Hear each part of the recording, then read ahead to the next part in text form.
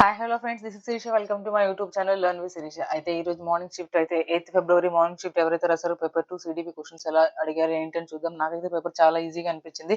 But మీకు ఎలా అనిపించిందో కామెంట్స్ లో నాకు తెలియచేయండి. అంటే మీరు కొంచెం ఇప్పుడే అనుకుంటూ ఉంటారనమాట, ఎగ్జామ్స్ అయిపోయినాయి కదా రిలాక్స్ అవుదామని, మళ్ళీ ఏంటి మేడం పేపర్ తీసుకొని వచ్చారని అనుకుంటున్నారా? జస్ట్ మీరు చెక్ చేసుకోండి అంతే, కంగారు పడొద్దు. ఒక క్వశ్చన్ అటు అంటే ఒకటి రెండు క్వశ్చన్ అటు ఇటుగా ఉండొచ్చు, బట్ యాక్యురసీగా అయితే చెప్పడానికి అయితే ట్రై చేస్తాను. సో జస్ట్ అలా చెక్ చేసుకోండి అంతే. ఓకే, సో చూద్దామా. బట్ పేపర్ అనేది చాలా ఈజీగా అయితే, అంటే ఈజీ కదా, కాన్సెప్ట్స్ అయితే డీప్ గా కూడా వెళ్ళలేదు, లైట్ గానే టచ్ చేయడం అయితే జరిగింది. చెక్ చేద్దాం ఎలా ఉంది చూడండి. ఫస్ట్ క్వశ్చన్ చూడండి. Students learn efficiently and in meaningful ways when. ఎప్పుడు నేర్చుకుంటారంటే సమర్థవంతంగా, ఇంకా ఒక అర్థవంతంగా నేర్చుకోవాలంటే ఏ వేస్ లో? New concept is completely different from previously learn material. మన న్యూ కాన్సెప్ట్ ఏదైతే ఉందో అది కంప్లీట్ గా వేరుగా ఉండాలా? అలాంటప్పుడు నేర్చుకుంటారా? ఖచ్చితంగా నేర్చుకోరు. The responses and subject experiences are attended and valued. అవును, వాళ్ళ యొక్క రెస్పాన్సెస్ ఏవైతే ఉన్నాయో వాటిని మనము అటెండెడ్ గా ఉంచుకోవాలి, ఇంకా వాల్యూగా ఉంచుకోవాలి, కన్సిడర్ చేయాలి, వాల్యూగా మనం కన్సిడర్ చేసుకోవాలి. సో అలాంటప్పుడు మనమైతే ఓకే మంచిగా అయితే సమర్థవంతంగా ఒక మీనింగ్ఫుల్ ఎడ్యుకేషన్ వాళ్ళకి అందించవచ్చు. సో మనకి ఆప్షన్ 2 అనేది మనకి ఇక్కడ కరెక్ట్ ఆప్షన్ అయితే అవుతుంది. ఓకే, నెక్స్ట్ చూసుకుందాం మనము question number 2. In and inclusive class room. ఎన్నిసార్లు చెప్పుకున్నది ఇంక్లూసివ్ క్లాస్ రూమ్ చాలా ఇంపార్టెంట్ టాపిక్ అనేసి మనము. Okay, so inclusive class room నుంచి కూడా ఒక క్వశ్చన్ అయితే రావడం జరిగింది, అది కూడా సెకండ్ క్వశ్చన్. సో చూడండి, in and inclusive class room అందరిని ఒక చోట కలిపి నేర్చుకోవడం, irrespective of their colour, cost, creed ఇవన్నీ కూడా పట్టించుకోకుండా, వాళ్ళకి బ్యాక్గ్రౌండ్ ఇవన్నీ పట్టించుకోకుండా పిల్లలందరినీ ఒక చోట చేర్చి చదివించుకునే కదా మనకి ఇంగ్లీష్ ఎడ్యుకేషన్ అని చెప్పుకుంది. సో అయితే ఏమంటున్నారు, in an inclusive class room adaptations should be made on. దేంతో ఉండాలంటే అడాప్టేషన్స్ అనేవి దేంతో మేడ్ అయి ఉండాలి? లెర్నింగ్ గోల్స్ నుంచి. ఓకే, లెర్నింగ్ గోల్స్ కూడా మనం కన్సిడర్ చేస్తాము. అవును, టీచింగ్ లెర్నింగ్ స్ట్రాటజీస్. అవును, మనం ఏ టీచింగ్ లెర్నింగ్ స్ట్రాటజీస్ ఉపయోగిస్తున్నాం దాని మీద ఉంటుంది. కరెక్టే కదా. ఇంకా చూసుకుంటే మనకి ప్రొవిజనింగ్ ఆఫ్ సపోర్ట్, ఎలా సపోర్ట్ చేస్తున్నాం అనేది, ఇంకా అసెస్మెంట్ మీద. ఓకే, సో మనం చూసుకుంటే ఇక్కడ అన్ని కూడా కరెక్ట్ అని అనిపిస్తున్నాయి అనమాట. సో అందుకని ఆప్షన్ ఏబిసిడి ఎక్కడైతే మన కరెక్ట్ ఉన్నాయో అవి అదే మన ఆప్షన్ అయితే అవుతుంది అనమాట. చూడండి, ఏబిసిడి ఏ ఆప్షన్ లో ఉన్నాయో ఆప్షన్ 2 ఈస్ కరెక్ట్ హియర్ అనమాట. ఓకే,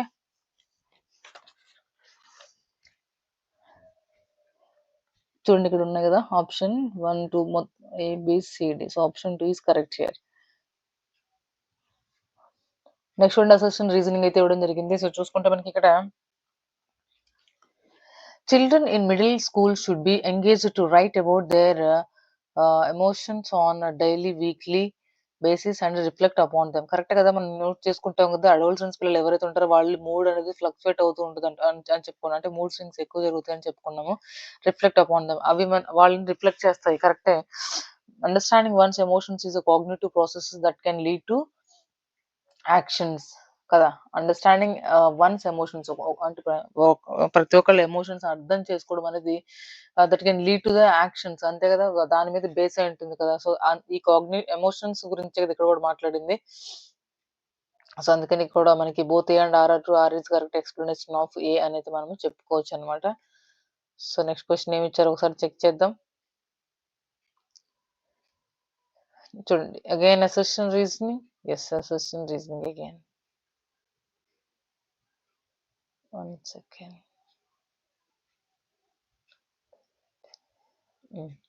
చూడండి, అసెషన్ రీజనింగ్ ఏమి ఇచ్చారు. Teachers should avoid collaborations, group work and interactions among the students. Collaboration works అందరు కలిసిమెలిసి చేసుకోవడం ఏవైతే ఉంటుందో, గ్రూప్ వర్క్ ఏదైతే ఉంటుందో, ఇంకా పిల్లలతో ఇంటరాక్ట్ అవ్వడం ఏదైతే ఉంటుందో అది అవాయిడ్ చేయాలా? ఖచ్చితంగా చేయకూడదు. మనకి చూసుకుంటే అది తప్పు అనమాట.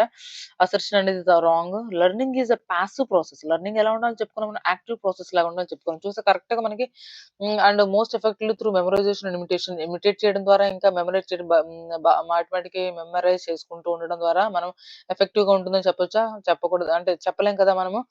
అవి రాంగ్ వర్డ్స్ అని చెప్పుకున్నాం కదా మనం. మెమరైజేషన్ ఏదైతే ఉందో, సో మనకి both A and R are false అనమాట. చూడగానే చెప్పేయచ్చు. సో షుడ్ అవాయిడ్ అని చెప్తున్నారు ఇక్కడ. గ్రూప్ వర్క్ ని ఎవరైనా అవాయిడ్ చేస్తారా? చేయరు కదా. సో అందుకని చెప్తున్నాను, అలాంటివి మనకి ఆప్షన్స్ కూడా వెళ్ళొచ్చు అనమాట. నెక్స్ట్ క్వశ్చన్ చూడండి, ఇక్కడ అసెషన్ ఏమి ఇచ్చారు. డైవర్సిటీ అండ్ ఇదేనా క్వశ్చన్? 1 second. యెస్.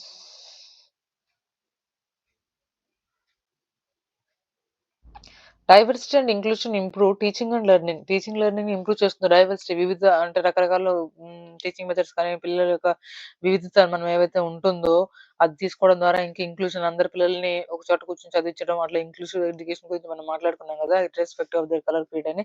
సో, అది టీచింగ్ లెర్నింగ్‌ని ఇంప్రూవ్ చేయడానికి ఉపయోగపడుతుందా? ఖచ్చితంగా ఉపయోగపడుతుంది. మనకి అసర్షన్ అనేది కరెక్టే కదా! సో, చూస్తే మనకిక్కడ engaging in conversations across differences hinders the children's ability to think critically and క్రిటికల్‌గా ఇంకా క్రియేటివ్‌గా ఆలోచించడానికి హిండర్ చేస్తుందా? హిండర్ చేయదు. ఎందుకు హిండర్ చేస్తుంది? సో, ఎంగేజింగ్ కాన్వర్జేషన్స్ అనేది ఇంపార్టెంట్ కదా! సో, అందుకని మనకి ఇక్కడ ఏంటంటే ఓన్లీ ఏ ఈస్ కరెక్ట్ అన్నమాట. A is correct, R is false. Okay. So, option 1 is correct here. One sec. Okay. Hinder చేయదండి. ఓకే.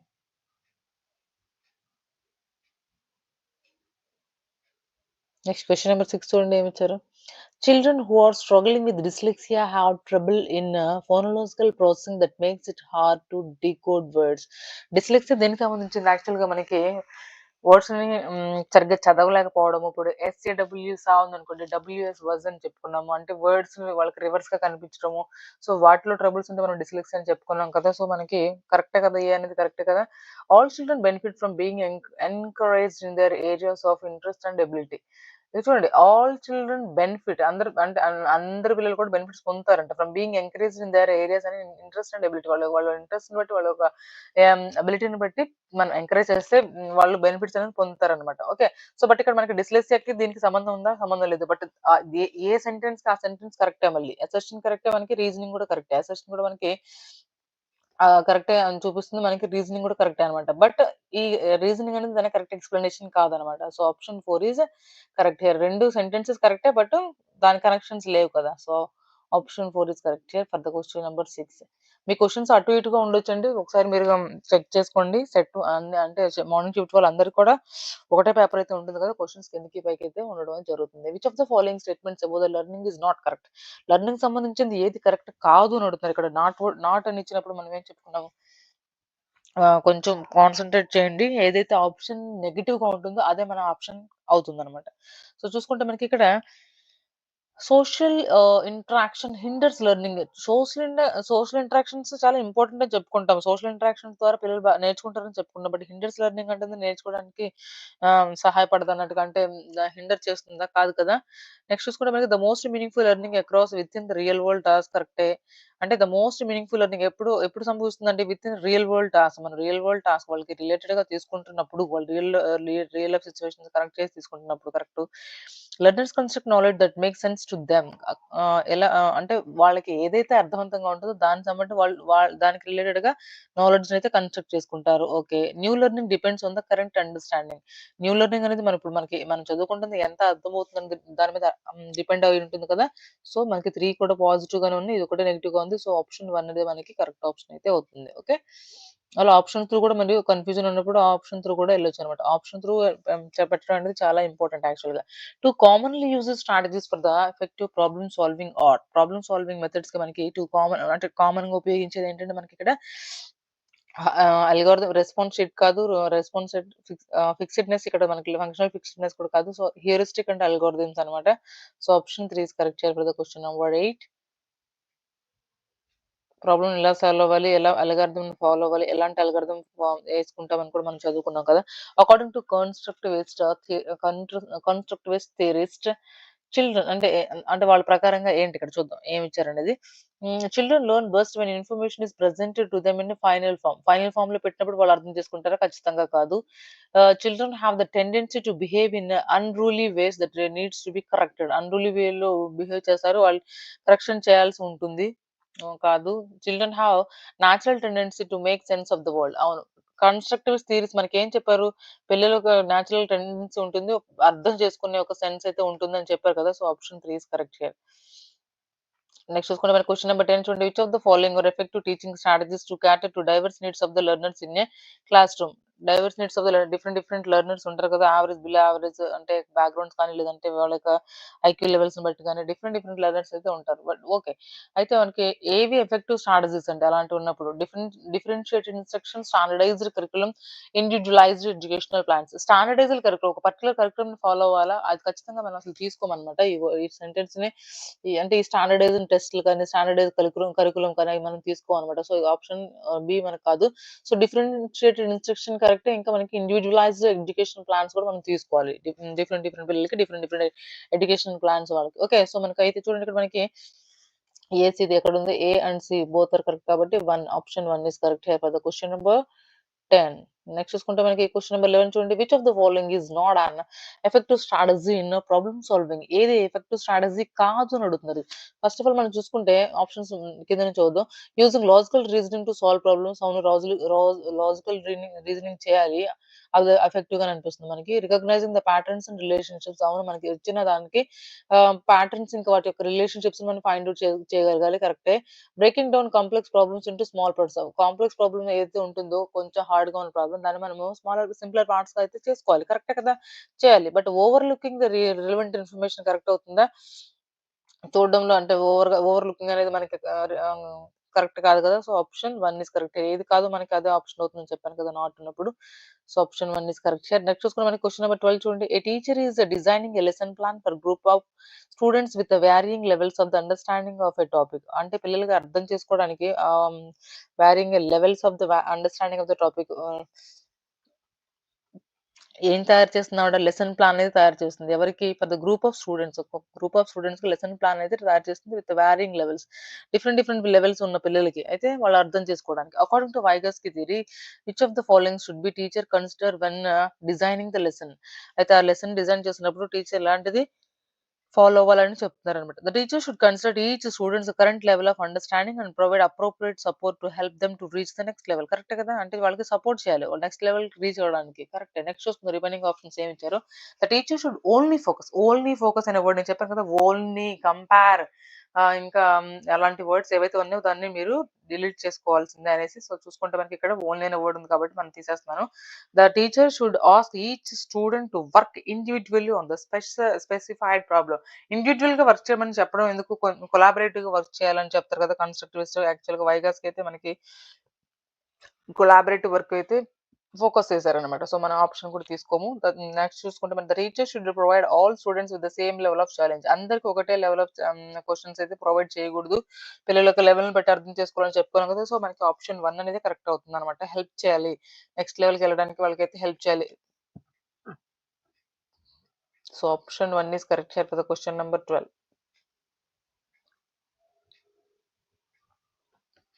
నెక్స్ట్ ఉండి characteristics such as lacking reading fluency. Reading fluency అంటే మనం ఏమంటాం? డిస్లెక్సియా. అది అసలు మనం correct గా చూడాల్సిన అవసరం లేదు. డెమెన్షియానా, attention deficit, hyper activity disorder, autism spectrum disorder, ఆటిజమా, ఇలాంటివన్నీ మనం చూడాల్సిన అవసరం కూడా లేదు. ఇక్కడ ఏమడుగుతున్నారు? ఇక్కడ రీడింగ్ ఫ్లూయెన్సీ అని అడుగుతున్నారు. ఇంకా రివర్షన్ ఆఫ్ ద వర్డ్స్ అంటున్నారు. Tendency towards distraction, the typical identification of the characteristics. So మనకి రీడింగ్ ఫ్లూయెన్సీ అనగానే మనకి ఏం గుర్తు రావాలండి? లెర్నింగ్ డిజబిలిటీ, రీడింగ్ లో అంటే చదవడంలో నేర్చుకోవడంలో ఇబ్బందులుంటే మనం డిస్లెక్సియా అని చెప్పుకున్నాం కదా. So option 3 is correct here. Okay. Next అండి క్వెషన్ నంబర్ 14. చాలా అయితే ఈజీగా ఇచ్చారనుకుంటున్నాను పేపర్ అయితే. మరి మీకెలా ఉందో ఒకసారి నాకు కామెంట్స్ అయితే తెలియజేయండి ఎవరైతే రాసారో.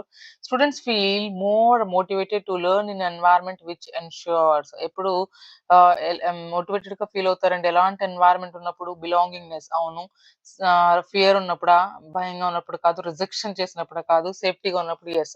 బిలాంగింగ్‌నెస్ అండ్ సేఫ్టీగా ఇది అసలు చిన్న పిల్లలకి పెట్టే క్వెషన్ లాగా ఉంది కదా. A and D correct. A and D ఎక్కడ కరెక్ట్ అంటే ఇక్కడ ఆప్షన్ 4లో ఉంది. సో క్వెషన్ నంబర్ 14 ఆప్షన్ 4 అనేది మనకి కరెక్ట్ ఆప్షన్ అయితే అవుతుంది. ఓకే. సో ఆన్సర్ కీ వచ్చిన తర్వాత మళ్ళీ చెక్ చేసుకోవచ్చు. జస్ట్ అలా క్వెషన్స్ అంటే ఎలా రాసొచ్చారు ఏంటి ఒక ఐడియా ఉంటుంది కదా అందరికి అనేసి ఉద్దేశంతో అయితే చెప్పడం అయితే జరుగుతుంది. ఓకే.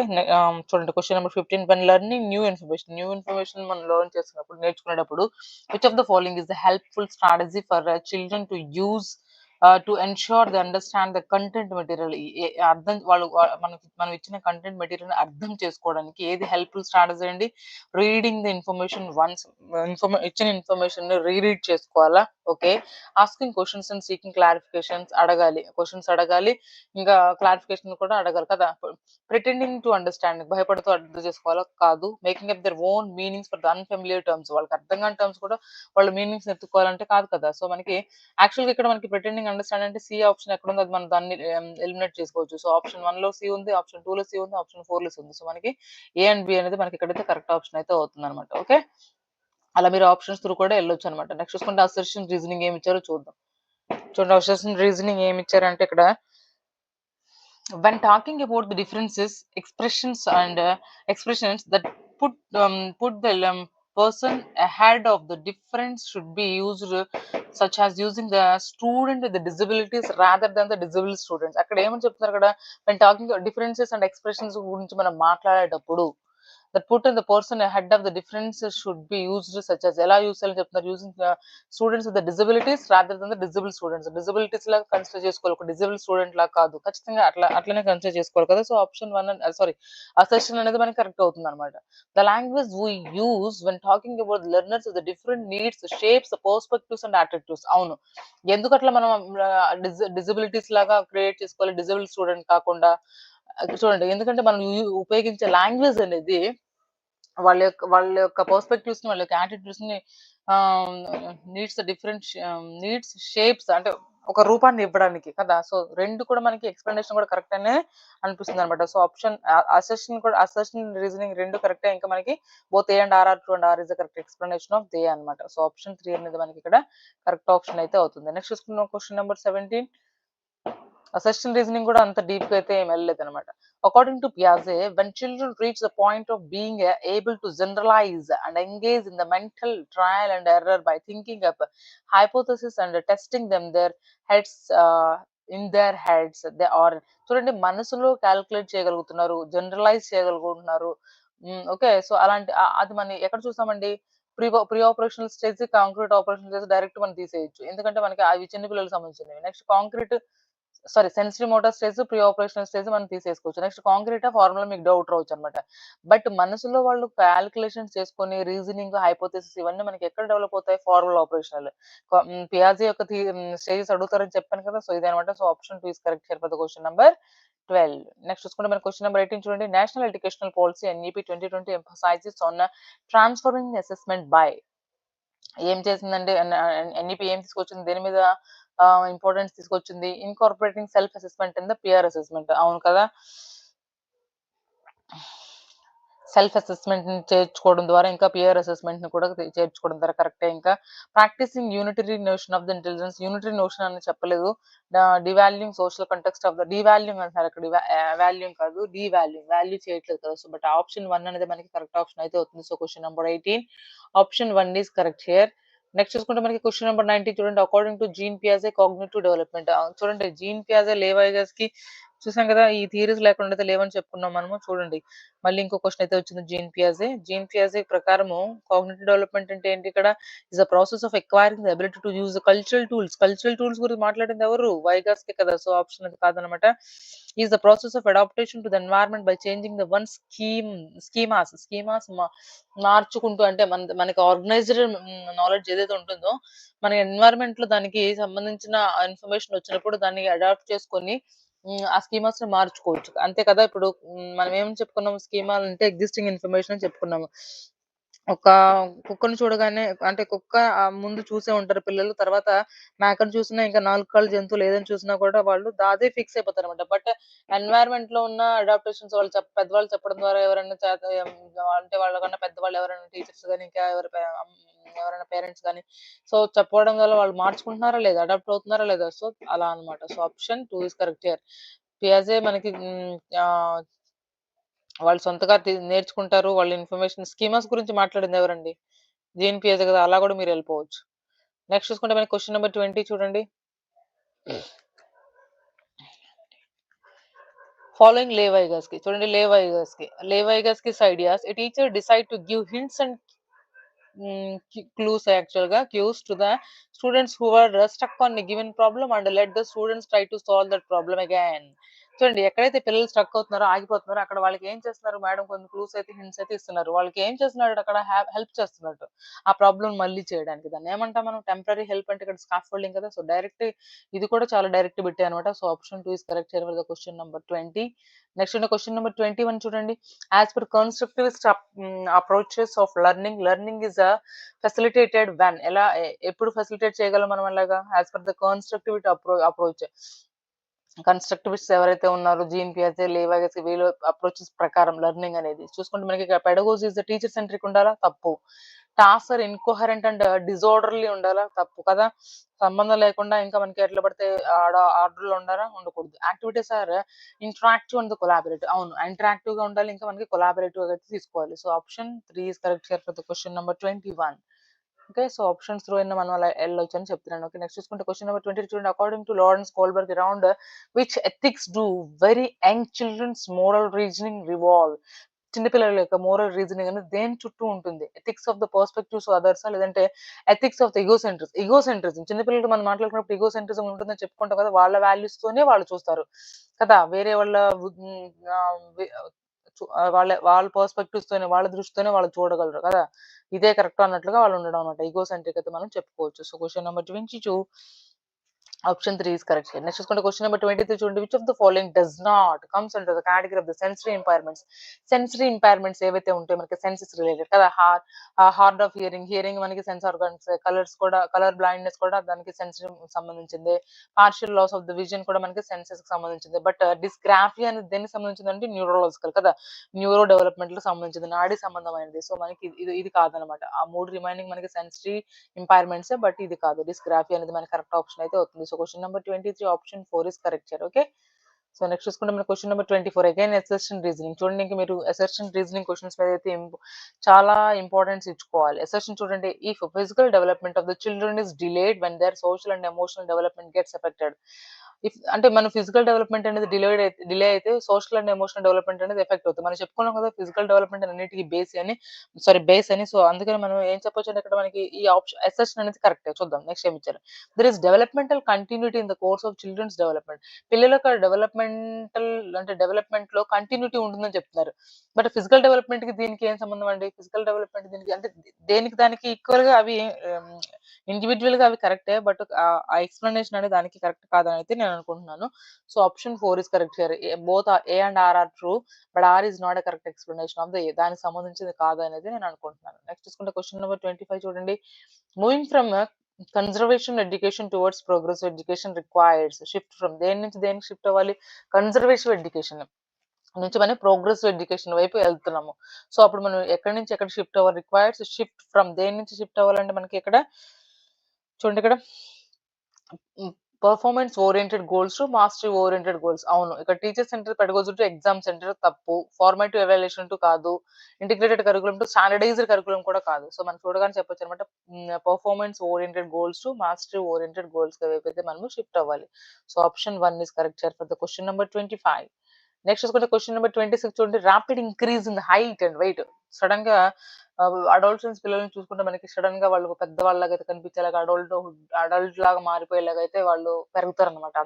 అంటే మౌత్ స్టిచ్ రావడము, మీసాలు గడ్డాలు రావడము, లేదంటే ఆ అమ్మాయిలకి ఓకే. సో, పెద్దవాళ్ళలాగా కనిపించడము అట్లా అన్నమాట. సో, దాన్ని మనం ఏమంటాము? మెన్సురేషనా? ప్యూబిసెన్సా? డెవలప్‌మెంటల్ ట్రెండా? Growth spurt. అచానక్‌గా పెరగడాన్ని అంటే అట్లా సడెన్‌గా పెరగడాన్ని మనం గ్రోత్ స్పర్ట్ అయితే అంటాం. ఇది కూడా మనకు డైరెక్ట్‌గా చెప్పుకోవచ్చనమాట. So, option 3 is correct here for the question number 26. Next ఉండే question number 28 again assertion reasoning చూడండి. The height and body build are primarily inherited అంటే ప్రైమర్లీ ఇన్‌హెరిటెడ్ క్యారెక్టరిస్టిక్స్ కరెక్టే కదా! హైట్ అండ్ ఇంకా బాడీ బిల్డ్ ఏదైతే ఉంటుందో అవి ఇన్‌హెరిటెడ్ క్యారెక్టరిస్టిక్స్ అని చెప్పొచ్చు. బై బర్త్ వస్తాయి. Good nutrition and exercise also make the difference. అంటే మనం ఎక్స్టర్నల్‌గా మనం మంచి ఫుడ్, ఎక్సర్‌సైజ్ చేస్తే ఆహ్, పెరగొచ్చు కదా! పెరగొచ్చు లేదంటే అట్లా మనం లేదంటే బొద్దుగా ఉన్నారనుకో వాళ్ళని తగ్గించొచ్చు. సో, ఎన్వైర్న్‌మెంట్ ఎఫెక్ట్ అవుతుందా లేదా? అక్కడ హెరిడిటీ గురించి చెప్పారు. ఇక్కడ ఎన్వైర్న్‌మెంట్ కూడా చెప్పారు. ఇక్కడ రీజనింగ్ చూసుకుంటే heredity and environment interact their effects on the development ఖచ్చితంగా కదా! మనం మాటి మాటికి చెప్పుకుంటాం. పిల్లల యొక్క డెవలప్‌మెంట్‌లో హెరిడిటీ అండ్ ఎన్వైర్న్‌మెంట్ చాలా ఇంపార్టెంట్ అని చెప్పుకుంటాం ఆటోమేటిక్‌గా. సో, మనకి 2 కూడా కరెక్టే అనమాట. Both A and R are true and R is the correct explanation of the A. Assertion reasoning చూసుకుంటే మనకి ఆల్‌మోస్ట్ ఆల్ 4, 5 వచ్చినట్టున్నాయి కదా! సో, మీరు నెక్స్ట్ ఎప్పుడైనా రాసేవాళ్ళు ఉంటే మీ ఫ్రెండ్స్ అండ్ ఫ్యామిలీ అంటే మీ ఫ్రెండ్స్ అండ్ ఫ్యామిలీ మెంబర్స్ ఎవరైనా రాస్తుంటే కూడా సీరియస్‌గా చెప్పండి. అసర్షన్ రీజనింగ్స్ క్వెషన్స్ అయితే కంపల్సరీ అనేసి అగైన్ చూడండి.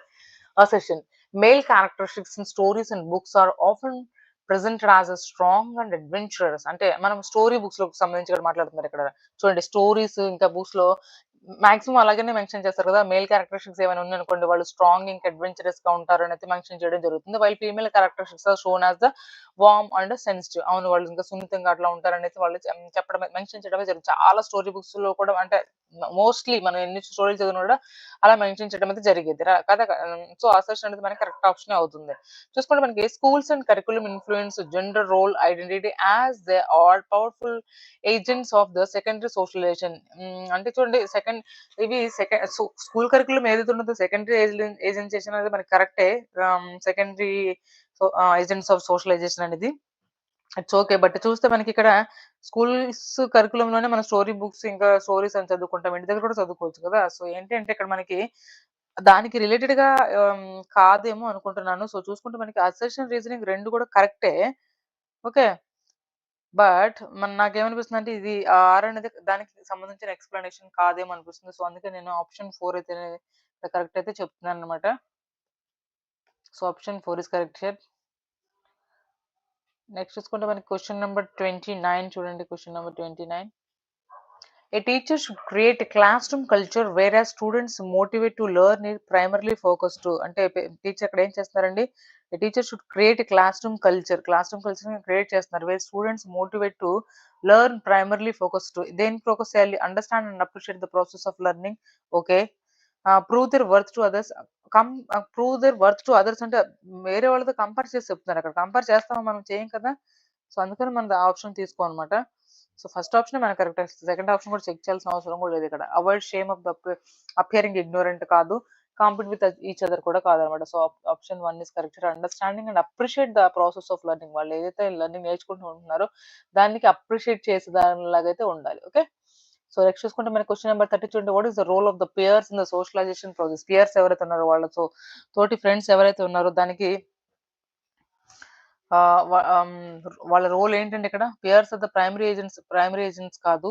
Pierce have the greater influence of socialisation during adolescence than during early childhood. కరెక్టే కదా! సహవాసాలు పట్టి చెడిపోయినోళ్ళున్నారు. సహవాసాలు బట్టి మారిన వాళ్ళున్నారు. పెద్ద పెద్ద పొజిషన్‌లో ఉన్నవాళ్ళు కూడా ఉన్నారు. సో, మనకి గ్రేటర్ ఇన్‌ఫ్లూయెన్స్ అనేది ఎక్కడ చూపిస్తుందంటే అడాలసెన్స్‌లోనే చూపిస్తుందనమాట. Peers have no major influence అంటే ఇది మనం చెప్పలేము. అంటే ఉండదని చెప్పము. ఎందుకంటే చాలా ఉంటుందని చెప్తాము. పియర్స్ హావ్ ద మైనర్ కాదు ఇక్కడ. మేజర్ ఉండాలి యాక్చువల్‌గా కదా! ఎక్కువ ఇన్‌ఫ్లూయెన్స్ చూస్తాం మనం. So, option 2 is correct here for the question number 30. చూసాం కదా! సో, ఈ 30 క్వెషన్స్ ఎలా ఉన్నాయి ఏంటనేది ఎంత ఈజీగా ఉన్నాయా? నాకైతే ఈజీ అనిపించినాయి. మీకెలా ఉన్నాయి? ఈజీగా ఉన్నాయా? డిఫికల్ట్‌గా ఉన్నాయా? ఒకసారి కామెంట్స్‌లో అయితే తెలియచేయండి. నెక్స్ట్ వీడియోలో మళ్ళీ కలుద్దాం. Until then bye bye. Thank you for watching. Please like and share. Subscribe my